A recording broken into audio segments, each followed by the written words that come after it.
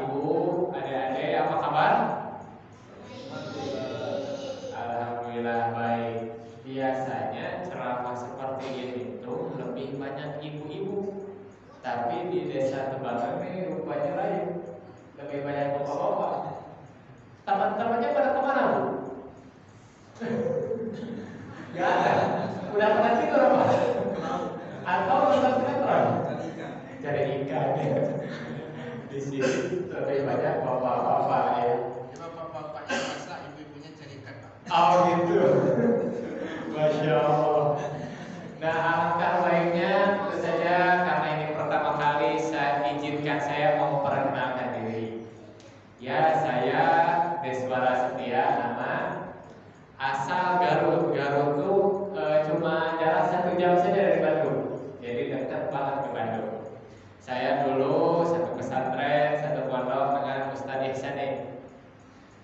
Jadi alhamdulillah kami di pondok tuh santri-santrinya ada 1000 lebih dan itu datang dari berbagai pelosok Indonesia. Acehnya ada, Riau-nya ada, Palembangnya ada, Lampungnya ada, Kalimantan, Sulawesi, dan kepulauan lainnya belum ada yang datang ke pesantren saya. Pesantren saya dulu tuh gratis, alhamdulillah, itu untuk lulusan SMA. Dan keseharian kami diwajibkan bahasa Arab.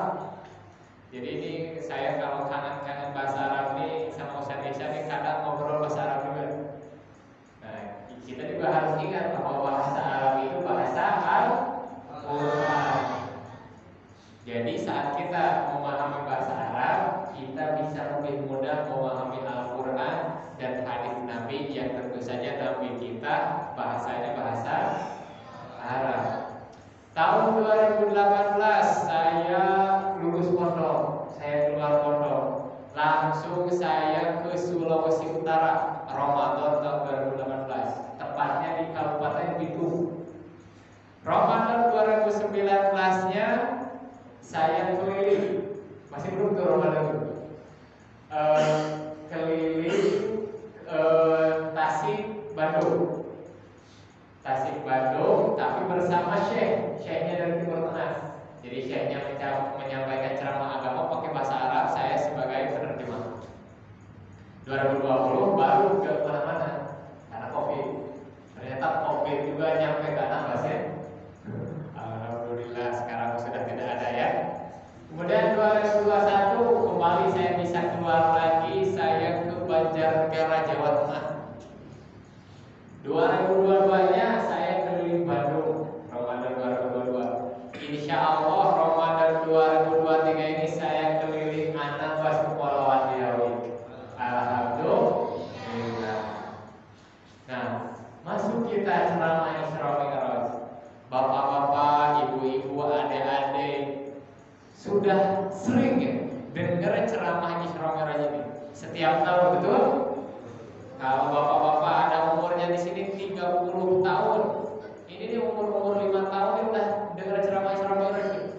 Berarti bapak-bapak udah dengar ada yang 20 kali dengar ceramah Isra Mi'raj, ada yang 25 kali, ada yang 30 kali, pokoknya berkali-kali. Nah, kita sekarang ingin mengambil kira-kira apa yang di dalam kisah Isra Mi'raj ini yang kira-kira dapat merubah jalan hidup kita menuju ke arah yang lebih baik. Jadi kita sudah tahu Rasulullah menghadap Allah diperjalankan ke langit dan transit dulu di Masjidil Aqsa menerima perintah sholat. Semuanya sudah tahu kisah itu. Pertama-tama Rasulullah ke Masjidil Aqsa, kemudian mengimami para nabi sholat, arwah-arwah para nabi di situ dihadirkan, Rasulullah menjadi imam, kemudian Rasulullah ke langit dunia bertemu para nabi, ada Nabi Adam, ada Nabi Musa, ada Nabi Ibrahim. Kemudian perintah awalnya ada diperintahkan Allah 50 waktu. Kemudian balik lagi Nabi Musa menyarankan untuk minta keringanan. Akhirnya pulang baliklah Rasulullah dan datang ke Allah lagi minta keringanan, datang ke Nabi Musa lagi masih belum kuat minta lagi keringanan, balik lagi ke atas. Terus sampai kepada kita sekarang perintah wajib 5 waktu sholat, yang itu setara pahalanya dengan 50 kali sholat. Jadi satu sholat setara dengan 10 kali pahala sholat. Dan itu terjadi pada Amul Huzni, di mana Rasulullah ditinggal meninggal oleh istrinya tercinta, ditinggal meninggal oleh pamannya tercinta Abu Thalib yang membela dakwahnya walaupun belum muslim. Kemudian Rasulullah datang ke Thaif, tapi di Thaif itu Rasulullah malah dilempari batu. Nah, kiranya kita bisa belajar bahwasanya kita harus terus bersabar menjalani kehidupan dunia. Rasulullah itu seumur hidupnya tidak pernah berbohong. Julukannya apa, Pak? Al-Amin, yang dapat dipercaya, tidak pernah bohong. Itu pun masih ada yang benci, apalagi kita. Makanya saya kalau berdakwah ke sana kemari, ke provinsi sana, ke kota ini, saya tidak pernah berharap semuanya harus suka kepada saya. Saat saya ke Anambas, apakah pasti semua masyarakat itu menyukai saya? Tak mesti. Ada yang gak suka, ada yang benci. Coba bapak-bapak, teman banyak, tetangga banyak. Apakah semua sekeliling bapak, tetangga itu menyukai bapak semuanya? Tidak. Tak mesti. Makanya harus bersabar. Yang penting kita terus-menerus melakukan kebaikan. Jangankan gitu, Pak. Jangankan kita melakukan kejahatan, melakukan hal yang kriminal, melakukan kebaikan pun ada potensi dibenci. Katakanlah misalnya kita sodakoh 10 juta. Ada orang yang bilang, si itu tuh riya, ingin dipuji. Tuh, itu kita melakukan kebaikan. Apalagi kalau melakukan kejahatan, lebih banyak lagi yang benci. Makanya kita harus senantiasa melakukan kebaikan dan sabar di atas kebaikan tersebut. Sabar menjalankan ketaatan. Nah, kemudian pernah Rasulullah bercerita bahwasanya saat beliau Isra Mi'raj, beliau itu mencium bau yang sangat harum sekali. Harum. Rasulullah bertanya, ini bau harum apa? Kemudian malaikat menjawab, ini bau harumnya masyaallah. Mungkin sebagian bapak-bapak atau ibu-ibu ada yang pernah mendengar masyaallah. Masyaallah itu bahasa Arab, artinya itu tukang sisir. Tukang sisir siapa? Tukang sisir anaknya Firaun. Rasulullah mengisahkan bahwasanya saat beliau Isra Mi'raj, beliau itu mencium bau harumnya masyaallah. Arwah masyaallah, harum sekali baunya. Langsung setelah itu beliau kisahkan.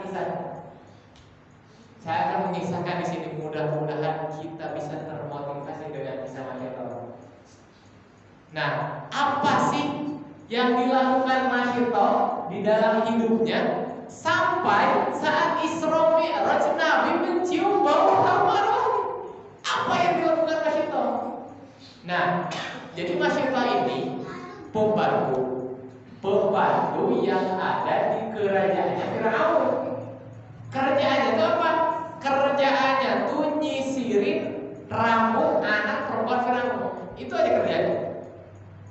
Jadi anak perempuan Firaun rambutnya disisirin tuh sama masyaallah.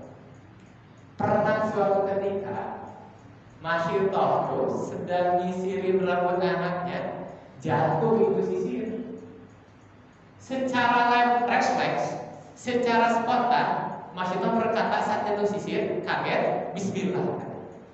Masyaallah berkata bismillah. Terus anak perempuan Firaun itu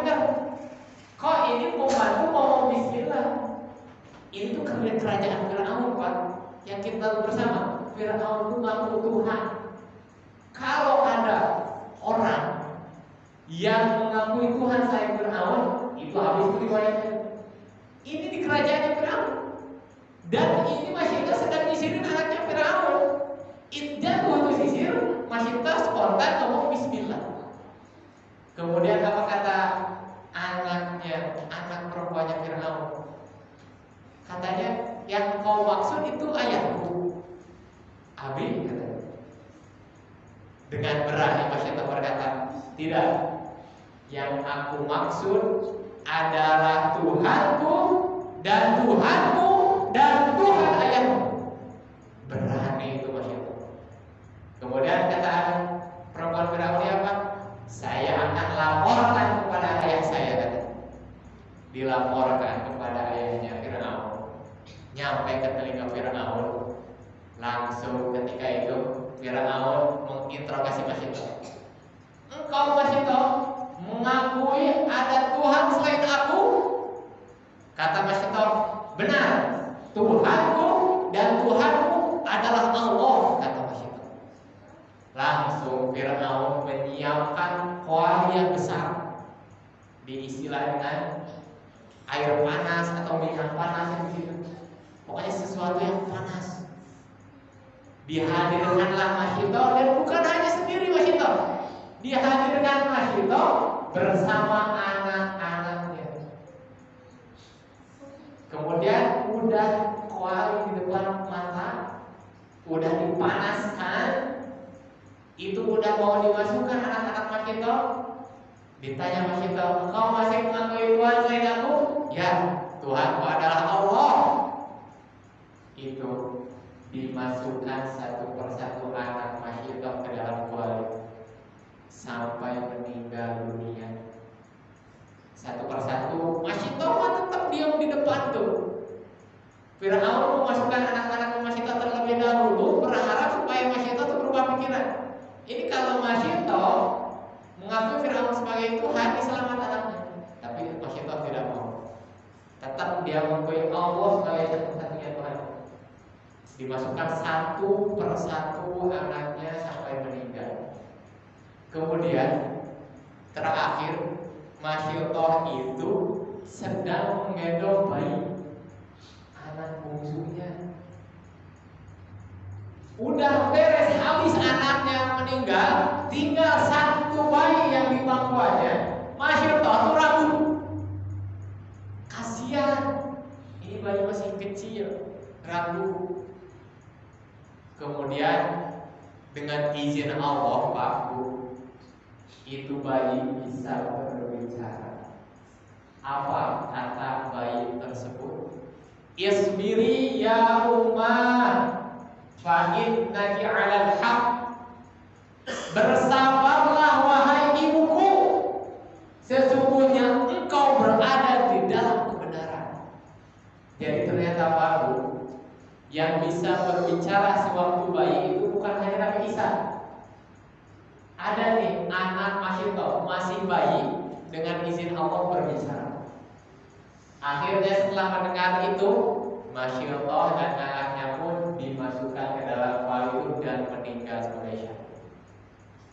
Dan sampai Isra Mi'raj, Rasulullah di perjalanan mencium bau harumnya Masyitah. Gara-gara apa? Kesabaran. Sabar. Kita lihat cobaan orang-orang terdahulu itu berat. Cobaan para sahabat berat. Kita cobaan sekarang apa? Paling cobaan harta. Gak sampai kita mah cobaan fisik. Saya seumur hidup ceramah gak sampai dilempari batu kata kaya Rasulullah. Alhamdulillah. Ceramah sekarang mah enak. Gak kayak zaman Rasulullah. Para sahabat mendapat penolakan, bahkan lemparan batu sampai berdarah-darah. Nah, coba kita latih diri kita untuk kesabaran. Kemudian selain kesabaran yang bisa kita ambil di Isra Mi'raj ini adalah Isra Mi'raj ini adalah ujian keimanan. Jadi Isra Mi'raj ini Bapak Ibu Rasulullah kondisi masih di Mekah, masih ada Islam lemah. Kemudian saat Rasulullah pulang menyampaikan bahwasanya beliau telah pulang dari Masjidil Aqsa, pulang dari langit, itu apa yang dilakukan orang-orang musyrik Quraisy? Mereka senang, tepuk tangan. Wah, nambah nih bahan untuk mencela Nabi Muhammad nih. Nambah bahannya. Selama ini kita nyari bahan, kita bilang Rasulullah penyihir, Muhammad itu penyihir katanya, Muhammad orang gila. Ini nih nambah nih bahan satu lagi buat mencela Nabi Muhammad. Perlu diketahui Pak, zaman dulu itu perjalanan dari Mekah ke Masjidil Aqsa darat itu 1 bulan. Gimana bisa ceritanya ini 1 malam pulang balik ke langit pulang? Nah, ada beberapa sahabat yang masih baru masuk Islam saat itu mulai ragu juga. Ini apa benar? Orang-orang musyrik tepuk tangan nambah bahan buat mencela Nabi Muhammad. Orang-orang yang baru masuk Islam mulai goyah kembali. Waduh, ini Nabi Muhammad bilang cuma semalam pulang dari Masjidil Aqsa, pulang dari langit. Tapi kita mendapat pelajaran banyak dari Abu Bakar. Orang-orang musyrik Quraisy mampu langsung tuh datang ke Abu Bakar. Tahu Abu Bakar tuh orang pertama masuk Islam, dihormati, setia dengan Rasulullah. Abu Bakar. Orang-orang musyrik datang ke Abu Bakar. Abu Bakar, tuh temanmu tuh, temanmu Muhammad emang udah gila. Kata orang-orang musyrik Quraisy, ini tuh temanmu tuh udah gila. Masa dia bilang semalam dia pergi ke Masjidil Aqsa, pergi ke langit, paginya udah pulang lagi ke sini. Apa respon Abu Bakar, Pak? Bu, apa respon Abu Bakar? Kata Abu Bakar begini, apa benar dia yang mengatakannya? Awal dari. Kemudian orang-orang musyrik bilang, iya dia berkata demikian. Kata Abu Bakar, wallahi la usaddiquhu fima huwa ab'ad min dzalik. Demi Allah, kata Abu Bakar, aku akan mempercayainya dengan jarak yang lebih jauh daripada itu. Jangankan Masjidil Aqsa, Nabi Muhammad ngaku 1 malam pulang balik Masjidil Aqsa, pulang balik ke langit. Lebih jauh dari itu pun aku akan percaya, kata Abu Bakar. Sejak saat itu Abu Bakar digelari As-Siddiq, yaitu orang yang membenarkan, orang yang percaya, keimanannya sangat kuat. Mau apapun yang keluar dari lisan Rasulullah, apapun yang keluar dari lisan Nabi Muhammad, iman langsung. Ini akidah ini namanya. Kita udah dapat ayat Al-Quran, kita udah dapat hadis Nabi kepada kita yang sahih, langsung iman. Gak ada tawar-tawar, percaya aja udah. Ada rukun imannya, iman kepada Allah, iman kepada malaikat, kepada Rasul, kepada kitab-kitab, kepada hari akhir, kemudian iman kepada Allah dan terkadang nih iman yang terakhir ini terkadang kita lupa. Iman kepada Allah dan Qadar. Ingat, kita tahu bahwasanya kenapa kita beriman adanya Isra Mi'raj. Karena ayatnya juga Subhanalladzi asra bi'abdihi, Maha suci Allah yang telah memperjalankan hamba-Nya. Jadi Rasulullah tidak berjalan sendiri, tidak berangkat sendiri, tapi diperjalankan. Kalaulah yang memperjalankan itu Maha Kuasa, udah Maha Kuasa, udah yang diperjalankan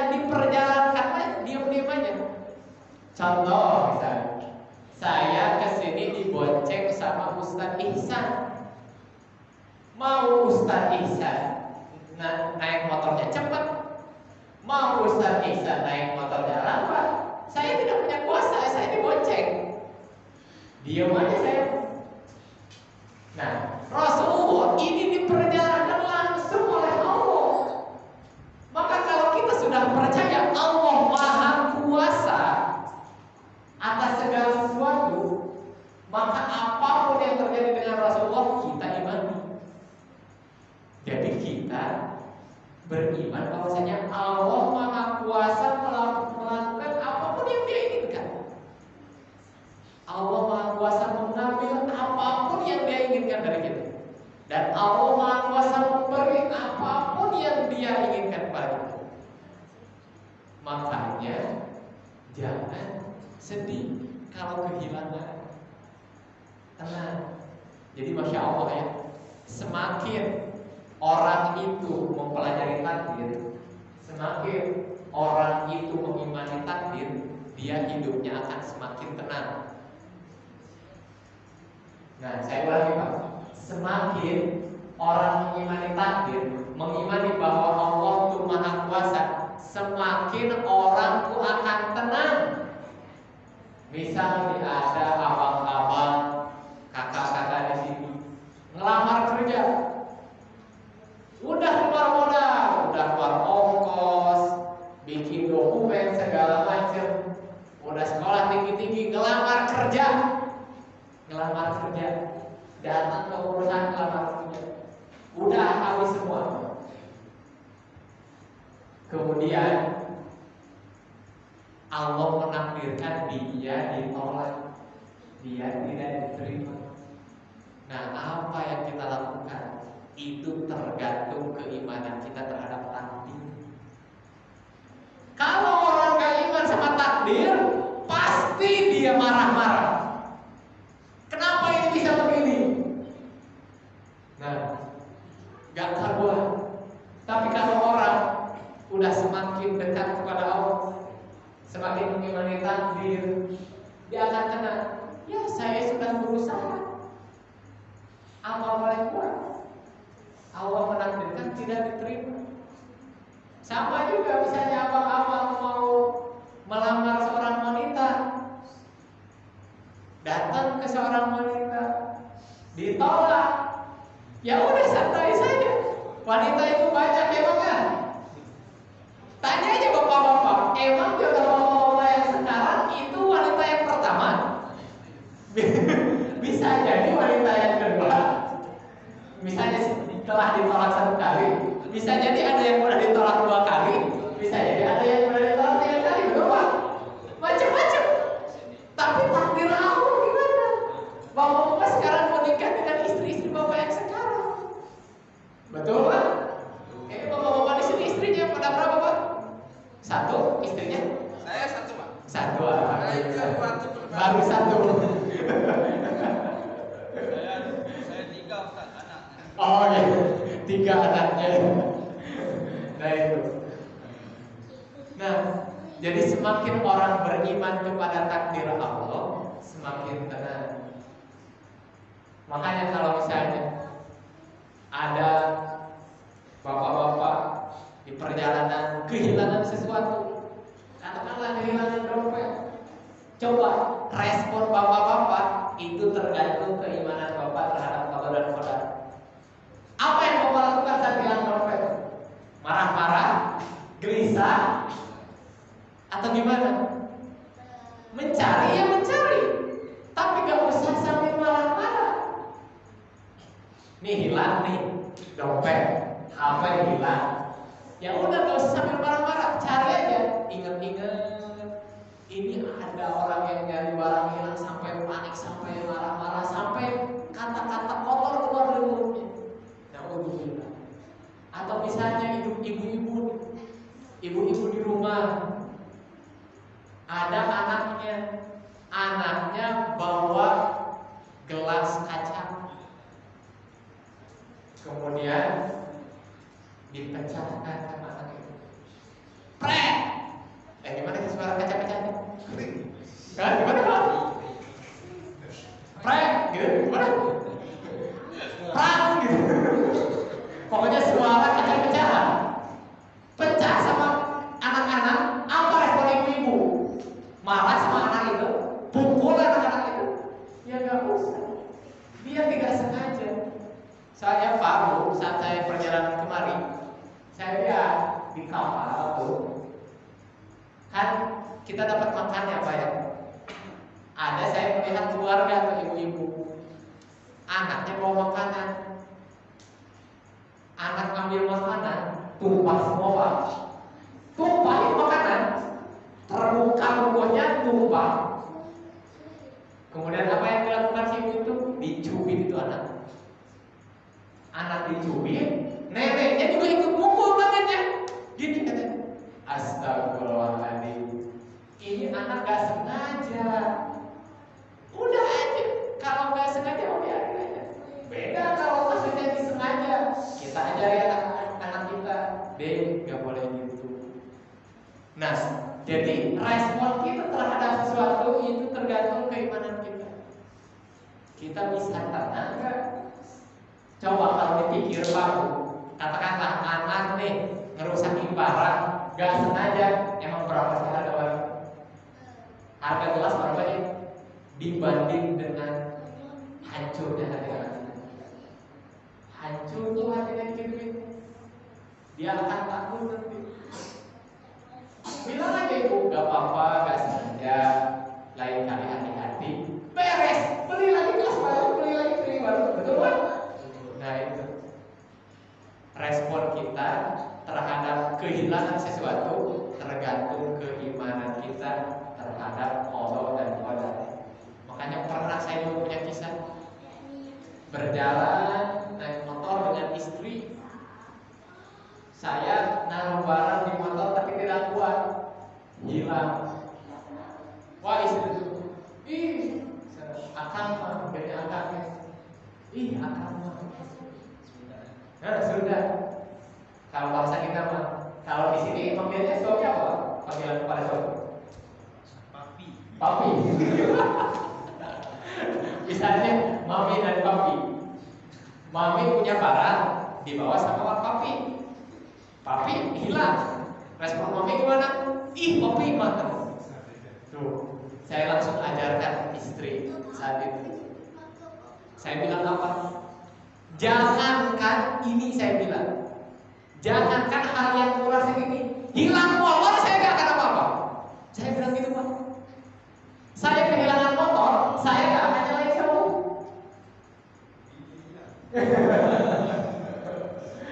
Itu barang-barang murah, tapi ya itulah wanita ya Pak ya.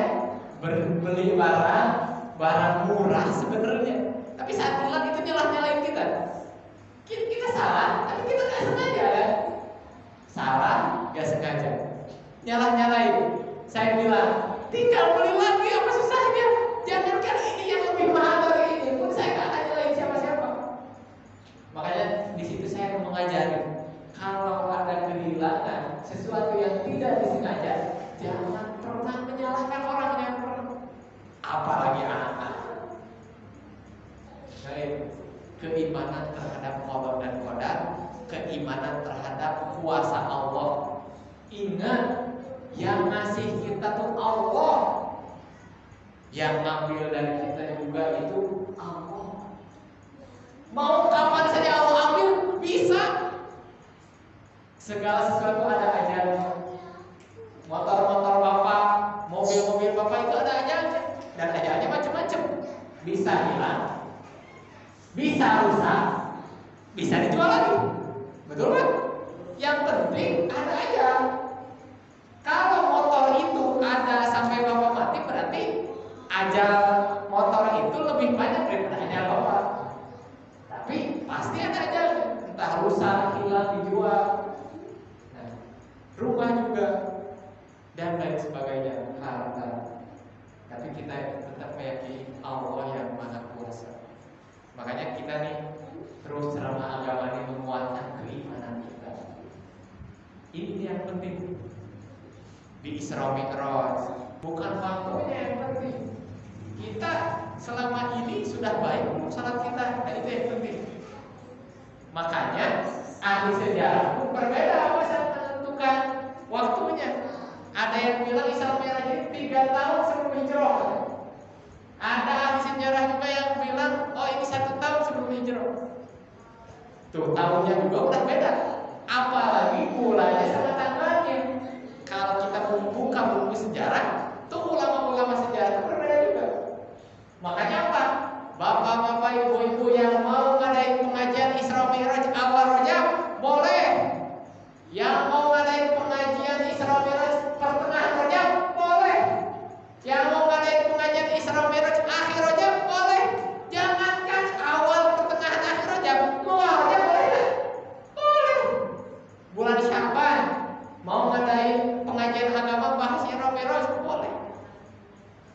Dan bukan waktu yang kita pentingkan, pelajaran. Bahwasanya kita tahu Allah sudah memberi keringanan kepada kita. Tadinya diperintahkan 60 sholat, dikurangi jadi 5 sholat atas saran Nabi Musa. Dan Nabi Musa ini kenapa bisa menjalani seperti ini? Karena pengalaman siapa? Bani Israil.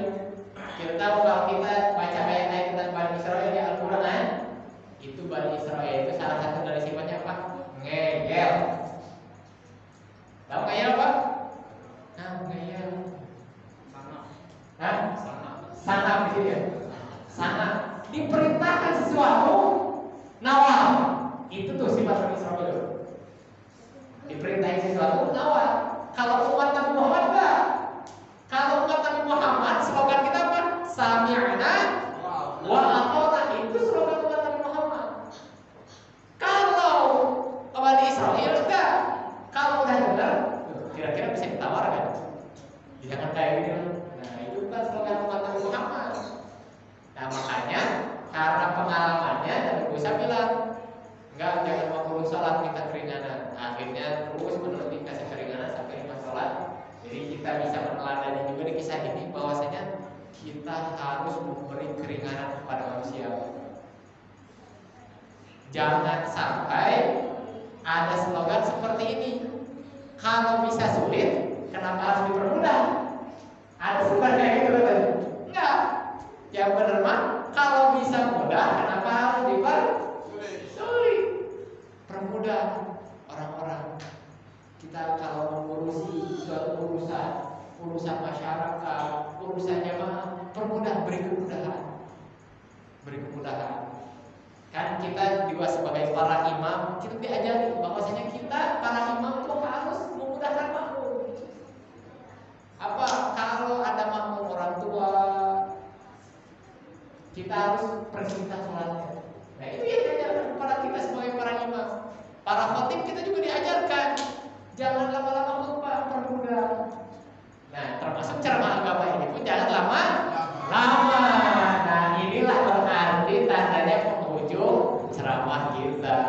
Jangan lama-lama, harus permudah. Yang penting sering. Nah jadi saya juga dikasih tahu sama Pak Udin katanya. Kata Pak Udin, Ustaz, ceramah di sini nih maksimalnya rata-rata 30 menit aja katanya gitu. Saya bilang siap, itulah kesukaan saya bilang. Saya juga ceramah gak suka lama-lama, Pak. Gak suka lama-lama. Jadi bapak-bapak kalau mau undang saya aman, Pak. Gak lama-lama. Gak akan sampai 2 jam ya kan. Nah gitu ya. Terima kasih Bapak Ibu sekalian. Terima kasih sudah mendengarkan sampai akhir. Saya doakan semoga Bapak Ibu sekalian sini adik-adik semoga istiqomah. Semoga senantiasa diberikan hidayah